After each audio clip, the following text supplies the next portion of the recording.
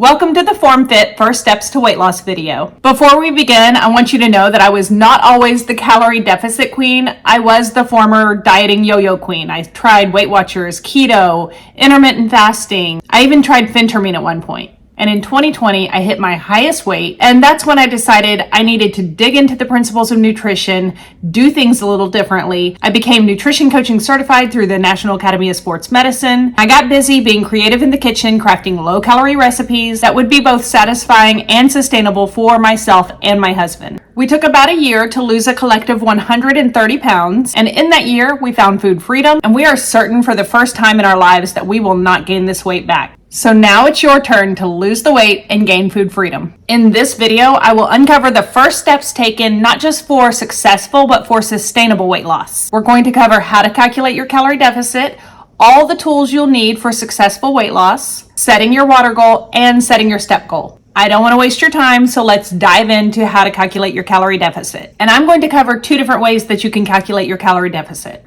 The first way is to decide what your goal weight is, and let's say your goal weight is 150 pounds. You're going to multiply your goal weight by the number 11.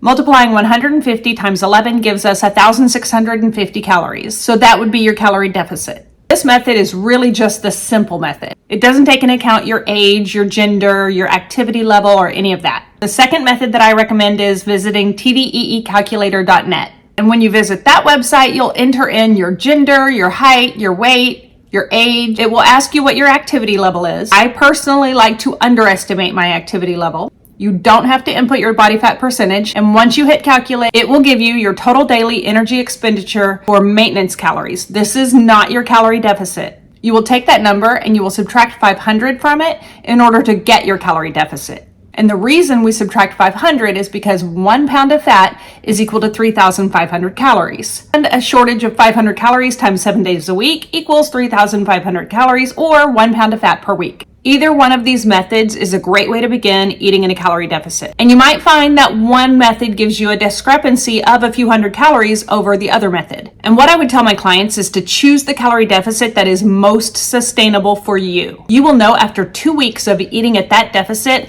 whether or not this is successful or sustainable. I also do not recommend recalculating or calibrating your calorie deficit once you lose weight. Lowering your calorie intake even further will have negative effects on your metabolic rate, so we want to avoid that. There are 3 tools that you will need in order to be both accurate and consistent in being in a calorie deficit. The first tool is a food scale. You'll need one in order to accurately measure the food that you're eating, because most people underestimate the amount of food they're eating and therefore underestimate the amount of calories they're consuming. The best way to be in a calorie deficit is to be accurate and know that you're in a calorie deficit by measuring your food. The second tool you'll need is a bathroom scale. You're going to need this so that you can periodically weigh yourself and track your results. I personally recommend to my clients that they weigh themselves daily, track their weight, and focus on what happened throughout the week.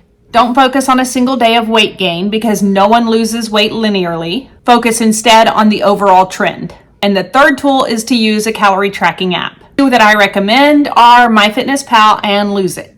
This makes it easy to track your calories and know where you're at throughout the day. Make sure you're using all 3 of these tools consistently in order to stay in a calorie deficit. The third step is setting your water goal. There are various protocols to setting your water goal. One of the ones I like to use is taking your body weight, dividing it in half, and drinking that many ounces of water per day. So if you're 200 pounds, you would drink 100 ounces of water per day. Let me also say that if you do that calculation and it seems unreasonable to you or not sustainable, then do not start with that many ounces of water per day. Instead, start with what does seem reasonable to you. If you're not drinking any water at all, you might start with 42 ounces of water per day. If you're drinking a little bit of water, you might start with 70 ounces of water per day. Make sure that you set your water goal to an amount that will be easily reachable, because when you see yourself successful with that, you will then slowly begin to increase that water goal. And I know what your next question is. Can I count coffee, tea, seltzer water? Do those count as water?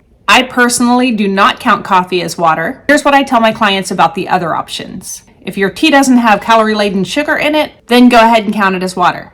If you want to use a low-calorie Crystal Light flavoring or Mio in your water, go for it. If that's going to get you to drink your water, then add the flavoring, because that will be more sustainable for you. If you want to drink seltzer water, as long as there's no calories or extra sugar, go for it. We have to remember that when we set goals, we want this to be successful and sustainable for you. And the last step is setting your step goal. And just like setting your water goal, again, you want this to be sustainable for you. We all know it's great to get in 10,000 steps per day, but let me tell you that when I was at my heaviest, my very first step goal was 7,000 steps per day. Set a goal that is reasonable for you and a goal that you will most likely reach and be successful at.